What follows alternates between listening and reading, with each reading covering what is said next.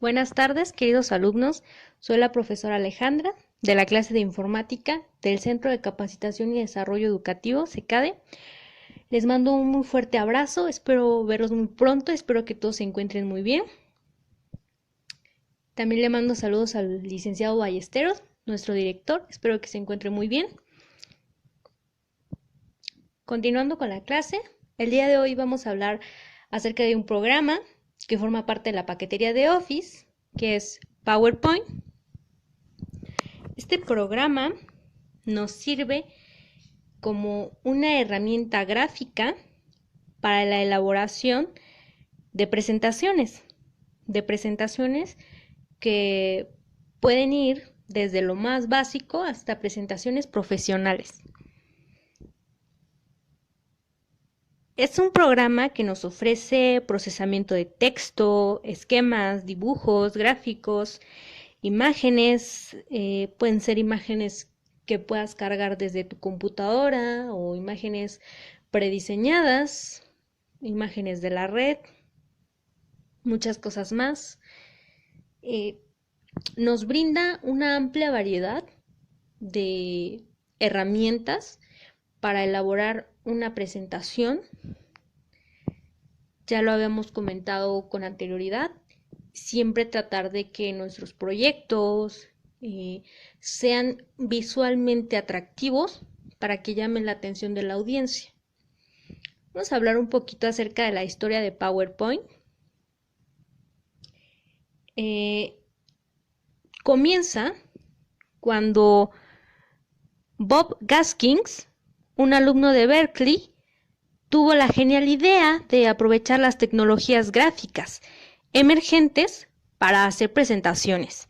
De hecho, podemos considerar a Gaskins como el inventor del sistema. Bob se asoció con la firma For2 y el producto se lanza como PowerPoint en 1987, diseñado para Apple Macintosh. El producto corría en blanco y negro y era bastante básico. Para 1987, la empresa de software mencionada en conjunto con su producto PowerPoint fueron adquiridos por Microsoft.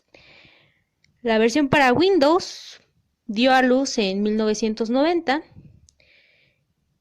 El hecho de pertenecer a la suite de Microsoft Office, entre otras cosas, ha permitido que este software de presentaciones sea actualmente el más popular en el mundo entero.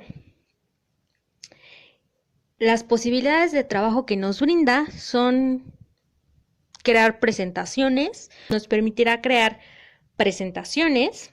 Una presentación en PowerPoint consiste en un conjunto de diapositivas, documentos para los participantes, notas para el orador, el esquema.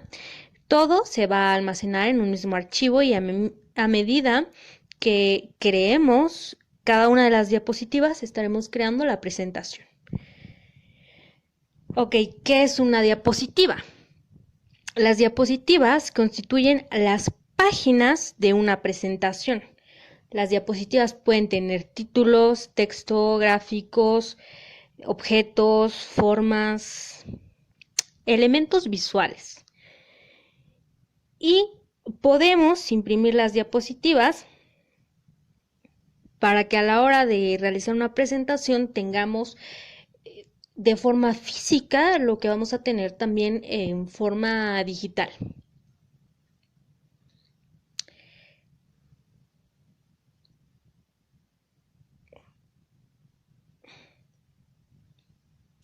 Ok, a esto podemos incluir documentos que podremos repartir entre la audiencia para que los participantes tengan en cuenta acerca de nuestra presentación los temas más relevantes y al final puedan realizar preguntas y entender con claridad de lo que estamos hablando. Ok, las notas para el orador igual se crean, se pueden imprimir y en cada una de las páginas podemos ver una miniatura de la diapositiva correspondiente a algún comentario escrito acerca de la misma. Las características son que el sistema es bastante sencillo, ya lo comentábamos, al formar parte de la paquetería de Office, nos va a brindar una mayor facilidad de trabajar con el programa, puesto que ya hemos trabajado anteriormente con Word, con Excel, ¿ok? Entonces, al tener los mismos botones, nos va a resultar bastante más sencillo trabajar con este programa.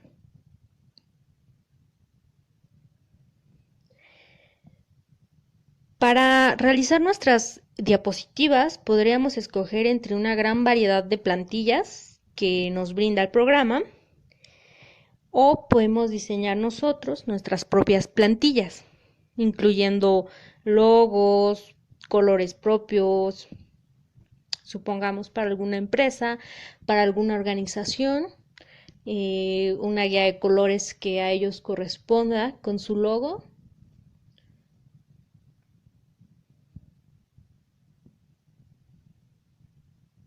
Una diapositiva podría ser una foto sin texto. Ya hablábamos, tratar que sea visualmente muy atractiva para que la audiencia esté siempre pendiente. Manejar el tema de colores para que no se pierda el texto entre la imagen o el fondo. Ok, algunas de las ventajas de los sistemas de presentaciones electrónicas son que permite comunicar información e ideas de forma visual, de forma atractiva, ahorra el tiempo y los recursos que implica crear diapositivas reales, permite hacer una presentación en una sala parcialmente iluminada en vez de una sala oscura, puede usarse la capacidad de color del equipo, se pueden ocultar algunas diapositivas, se pueden hacer anotaciones en las diapositivas a medida que se hace la presentación, se utilizan recursos multimedia, pueden ser audios, pueden ser clips de videos, se puede generar presentaciones que se ejecuten de forma automática. Contamos con diversos efectos especiales al usar PowerPoint para elaborar nuestra presentación. Fijar intervalos entre cada una de las diapositivas.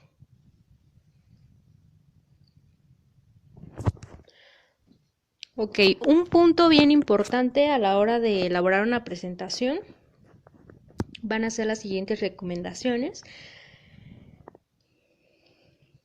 Definir el objetivo general de la presentación, qué se desea comunicar, esclarecimiento de los receptores, qué características tiene el auditorio al que va dirigido, es decir, no podemos hacer una presentación de un tema para una sala en donde la mayoría de la audiencia son personas adultas, a que si la mayoría de la audiencia son personas menores, son niños. Hay que tomar en cuenta cuál va a ser la audiencia a la que está dirigida nuestra presentación. Determinar la longitud, de qué tiempo se dispone para realizar la presentación, cuántas diapositivas podemos utilizar, establecer los recursos, qué material bibliográfico vamos a utilizar, si vamos a utilizar texto o necesitamos utilizar imágenes, volvemos a la misma recomendación anterior, tomar en cuenta cuál va a ser nuestra audiencia, qué efectos especiales vamos a utilizar, qué recursos audiovisuales vamos a utilizar. A lo mejor tenemos a la mayoría de la audiencia que son adolescentes, sería interesante incluir audios, incluir clips para que nunca se pierdan a lo largo de nuestra presentación, para que todo el tiempo estén pendientes. Ok, ahora hablemos de la influencia mundial que ha tenido PowerPoint. Ha tenido una influencia enorme, una aceptación enorme. ¿A qué se debe esto? A que forma parte de la paquetería de Office, como ya comentamos, y adquirirlo va a ser muchísimo más sencillo que algún otro programa de pago, que a lo mejor te regalan una suscripción de un mes para que lo utilices, lo cheques, pero que al final del día es de pago y a lo mejor el uso es más complicado.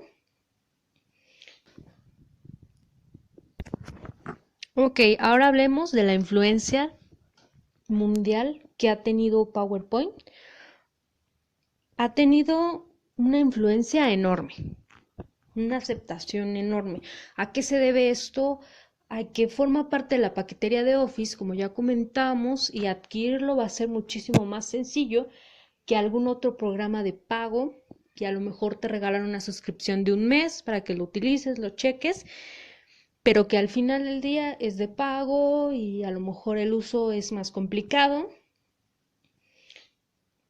A que es bastante sencillo, que cuenta con muchísimos recursos audiovisuales para que tú los puedas aprovechar y hacer una presentación. Y bueno, hay quienes critican también esa parte, que cuenta con muchísimos recursos audiovisuales, que dejamos de lado el contenido que estamos transmitiendo en la presentación o que dejan de lado al presentador.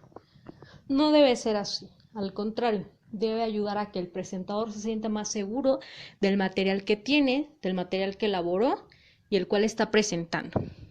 ¿Ok? Muy bien. Ahora les voy a dar un tema de la clase, el cual vamos a estar trabajando durante esta semana en PowerPoint, ¿vale?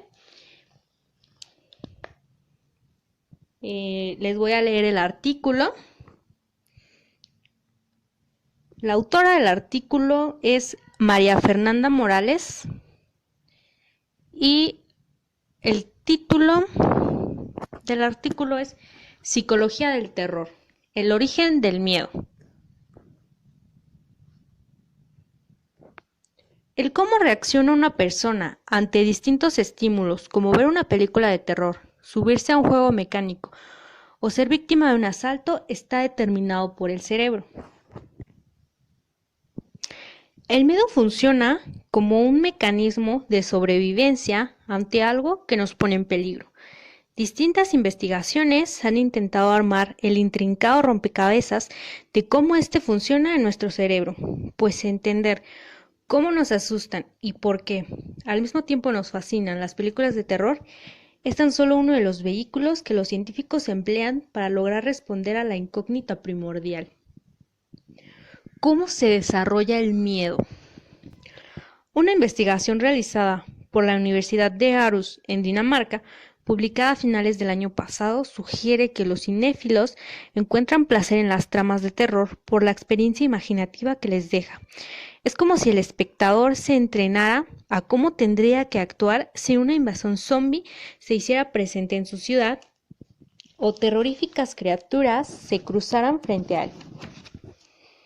En una plática TED, el líder de dicho estudio, Matthias Classen, profesor de literatura y medios que tiene como línea de investigación el horror, aseguró que este género aprovecha dos aspectos ancestrales de la naturaleza humana para su éxito: la hipervigilancia, estado de sensibilidad sensorial cuyo objetivo es detectar amenazas, y el ser temeroso, ya que estas fueron cualidades que sirvieron a la especie humana para sobrevivir y evolucionar.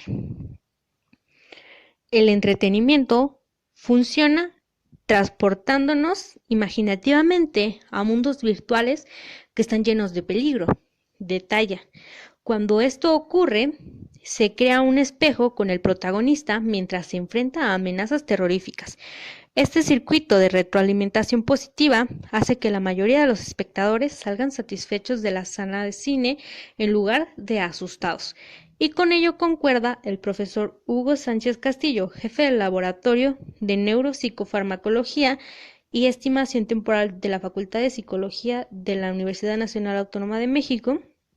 Él asegura que ponderamos e intelectualizamos lo que nosotros haríamos. Extraemos información de esa película de terror y nos preparamos. Aprendemos de una situación en la cual una tercera persona, que no soy yo y con la que no estoy involucrado, me permite ver la condición en la cual se encuentra. Los asistentes a este tipo de producciones cinematográficas ven el peligro, pero al mismo tiempo saben que están seguros en la sala de cine mientras disfrutan de sus palomitas. El miedo genuino no suele presentarse al ver un filme de terror, porque el espectador sabe que lo que está pasando en la pantalla es fantasía. Esta capacidad de discernir entre lo que es real y no se debe a que las funciones frontales del cerebro están totalmente desarrolladas. Esto quiere decir que está consciente por completo de que el monstruo o fantasma de la pantalla va a quedarse ahí y que al partir del cine no lo seguirá a su casa o que saldrá del televisor cuando lo apague. Por ello, las cintas de terror van dirigidas a adultos, asegura Sánchez Castillo, y detalla que estas no son recomendadas para niños, porque la corteza prefrontal, un área que ha estudiado ampliamente en condiciones de estrés, no está desarrollada en su totalidad en los menores, y eso hace que no tengan la capacidad de distinguir entre lo que es real y lo que no.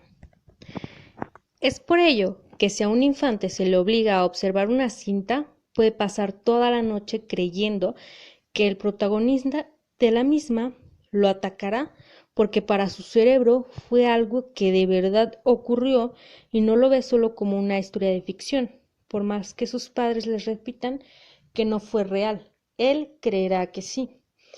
A mediados de este año, una equivocación de los trabajadores de un cine en Montreal, Canadá, hizo que decenas de niños salieran llorando de la sala, cuando, por error, proyectaron la película de terror La Llorona en lugar de la entretenida cinta Pokémon Detective Pikachu. Esta confusión se tildó por algunos medios de comunicación como la responsable de haber traumatizado a los menores, ya que no estaban preparados para ver en la pantalla el fantasma de una aterradora mujer lamentándose por matar a sus hijos y que ahora busca nuevas víctimas. Una historia que las madres mexicanas usan para hacer que sus retoños se queden en casa cuando anochece. Para los menores canadienses derivó en un evento espeluznante. Por la edad, el miedo que experimentan los niños al ver filmes de terror se debe a que su corteza prefrontal no está desarrollada por completo. Dentro del cerebro. Este miedo genuino que Dentro del cerebro. Este miedo genuino que experimentaron los pequeños en la sala podría equipararse a lo que sentiría un adulto ante una situación que en realidad pone en peligro su vida, como un asalto a mano armada. Cuando esto pasa, las personas dentro del cerebro. Este miedo genuino que experimentaron los pequeños en la sala podría equipararse a lo que sentiría un adulto ante una situación que en realidad pone en peligro su vida, como un asalto a mano armada. Cuando esto pasa, la persona es incapaz de ver a futuro, debido a que su miedo es tan fuerte que se inactiva la corteza prefrontal y piensa nada más en que su vida se acabará en ese momento. Al detenerse la corteza prefrontal, la actividad en la amígdala aumenta. Esta estructura con forma de almendra se localiza en el sistema límbico del cerebro y es la encargada de accionar la alerta de amenaza. Esta alerta estimula a su vez un complejo sistema de reacciones que continúa en el hipotálamo, el cual controla el funcionamiento del sistema nervioso. Este acelera la respuesta de lucha o huida y hace que el sujeto sea capaz de correr varios kilómetros o cargar algún elemento muy pesado con tal de escapar de la situación que representa un peligro. El miedo está haciendo que la persona sea capaz de lograrlo. Quizás eso era lo que hacía que los antepasados humanos corrieran rápidamente y así pudieran escapar de los depredadores. Una vez que el cerebro está preparado para esta respuesta de huida, la reacción en cadena prosigue con una señal a las glándulas suprarrenales. Esta activa un cóctel neuroquímico que involucra la liberación masiva de algunos neurotransmisores como la noradrenalina, la cual aumenta la presión arterial y el ritmo cardíaco, o la epinefrina, que participa en la reacción de huida. Eso hace que la persona que está pasando por un estado de miedo tenga reacciones fisiológicas como la aceleración del corazón, defecaciones, pérdida del control de esfínteres, vómito, desesperanza y un malestar generalizado. Es por ello que quienes no están preparados para ver una película en el cine y presentan un miedo real al mirarla, pueden salir corriendo, vomitar o desmayarse, tal como lo que pasó en el 2015 en el Festival Internacional de Cine de Fantasía en Canadá, cuando se presentó Bite.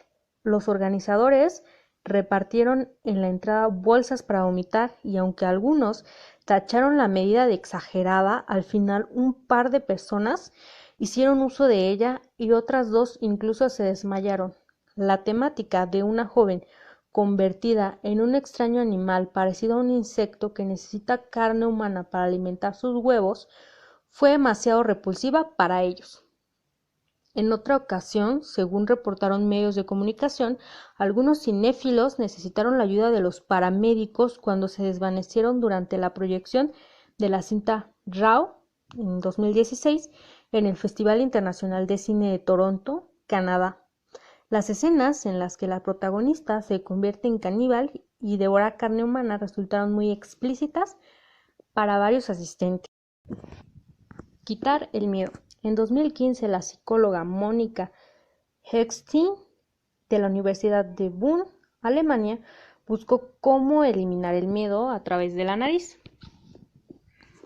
Su estudio, publicado en octubre de ese año, consistía en someter a casi una centena de hombres a condicionamientos de miedo en los que relacionaban fotografías con descargas eléctricas para después hacer que recibieran una dosis intranasal de oxitocina o un placebo.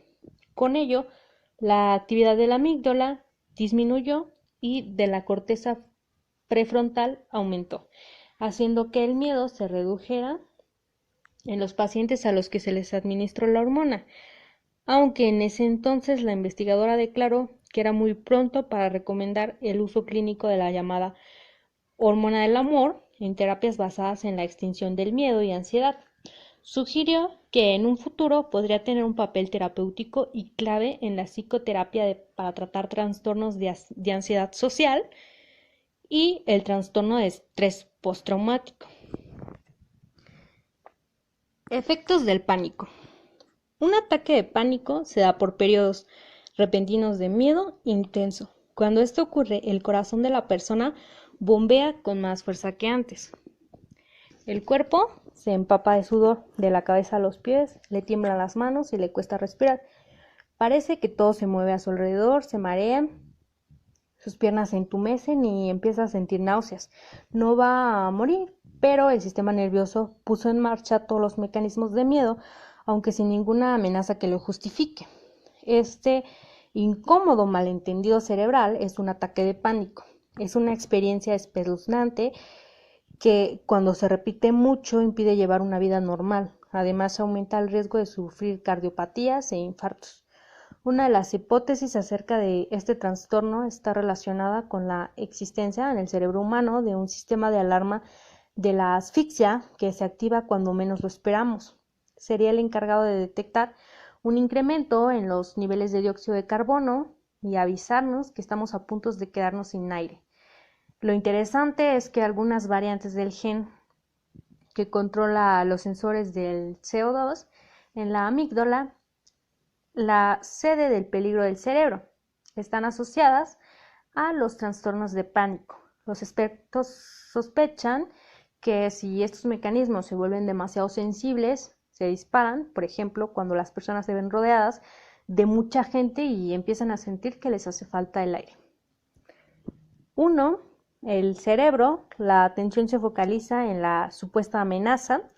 Si no existe peligro físico, puede experimentar la visión con efecto túnel. 2. Ojos. Las pupilas se abren y entra más luz a la retina.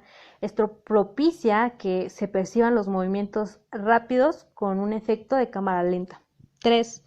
Estómago. La sangre se retira del estómago y los riñones, órganos no imprescindibles en situación de riesgo. Esto puede hacer sentir mareos. 4. Corazón. Aumentan las pulsaciones, puedes sentir un latido ensordecedor en los oídos mientras el flujo de sangre se incrementa. 5. Sudas. Tu cuerpo se prepara con el fin de expulsar el exceso de calor que produce el ejercicio. El vello se eriza para espantar a los depredadores. 6. Piernas. La circulación y el sistema nervioso están hiperactivados en las piernas que te preparan para huir. Si no corres, te tiemblan los músculos. 13 de los síntomas en ataques de pánico se observa en el individuo al menos 4 de 13 síntomas somáticos o cognitivos. Estos pueden ser 1. Elevación de la frecuencia cardíaca, 2. Sudoración, 3. Temblores, 4. Sensación de ahogo, 5. Impresión de atragantamiento, 6. Malestar torácico, 7. Náuseas, 8. Mareo o desmayo, 9. Sensación de irrealidad, 10. Miedo a perder el control, 11. Miedo a morir, 12. Entumecimiento u hormigueo, 12. Escalofríos o sofocaciones. Los miedos más comunes. El miedo existe de manera universal en la población, pero lo que desencadena en cada individuo varía dependiendo de sus experiencias personales, aunque claro, hay elementos o circunstancias que en general pueden servir como estímulo para desatarlo. Algunos de ellos son la oscuridad. No poder observar con precisión lo que ocurre a nuestro alrededor nos genera incertidumbre. Cuando el miedo a la oscuridad es muy intenso, puede desarrollarse nictofobia. La muerte. Es inevitable llegar a ella. Somos conscientes de que vamos a morir, pero muchas personas sienten un miedo irracional al imaginar que su vida un día terminará. Si la ansiedad ante ella es demasiada, la persona ya está presentando tanatofobia. La asimetría. Al no saber de dónde viene una malformación o una deformidad, se crea un miedo ante una persona que no sea asimétrica. Incluso en psiquiatría existe un trastorno denominado dismorfobia, que es la fobia a padecer una anomalía.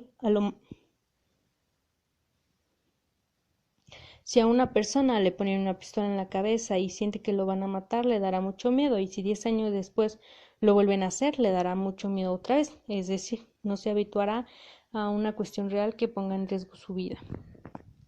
Con esto concluye este artículo que nos habla acerca del miedo.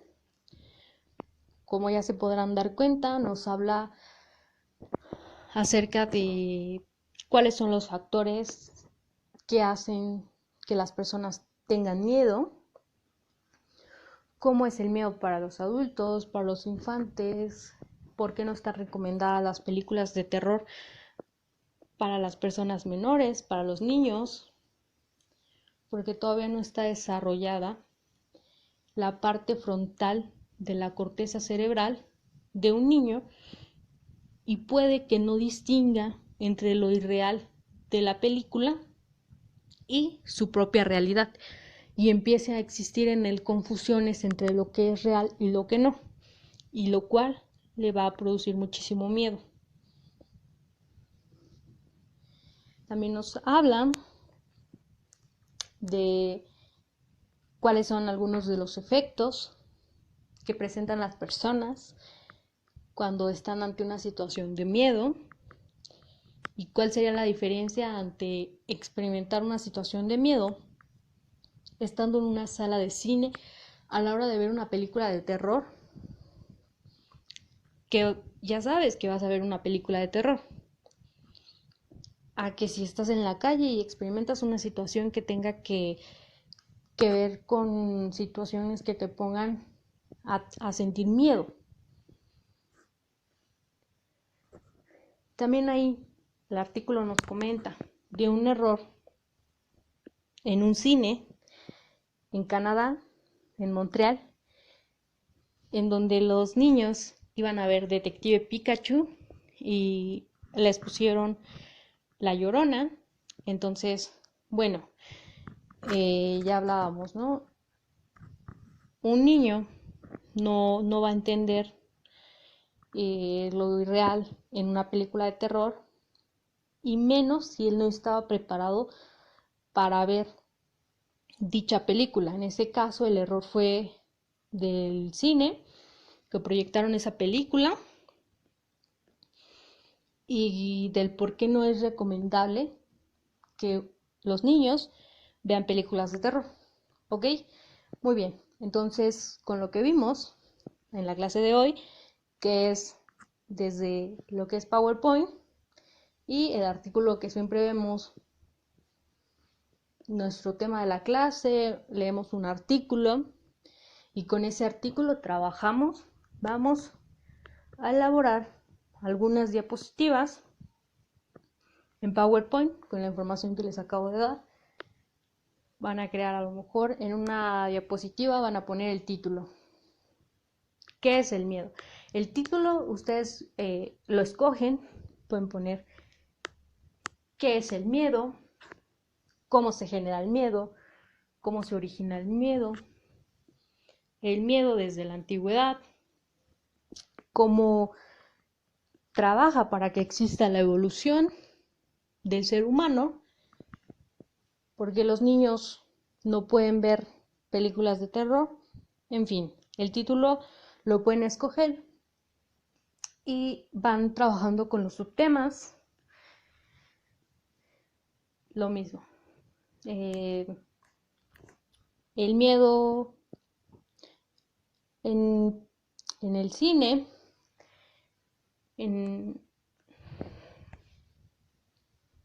y trabajan con los temas. El miedo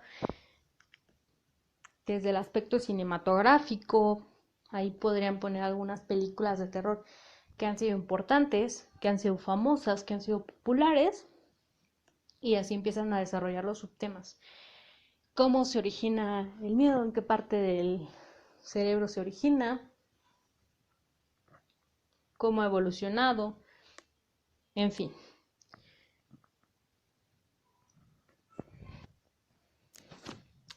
Eso sería todo por la clase de hoy. Espero que todos se encuentren muy bien. Ya saben que cualquier duda que tengan, me pueden contactar.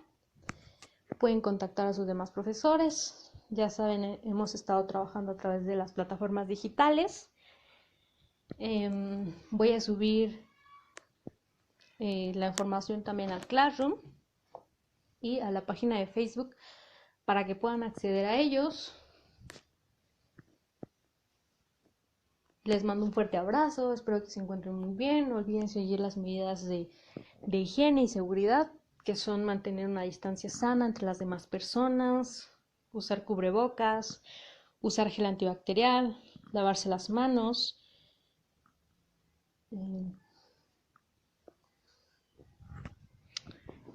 En el video pasado me pidieron que les mandara saludos, así que les mando saludos a toda la clase de informática.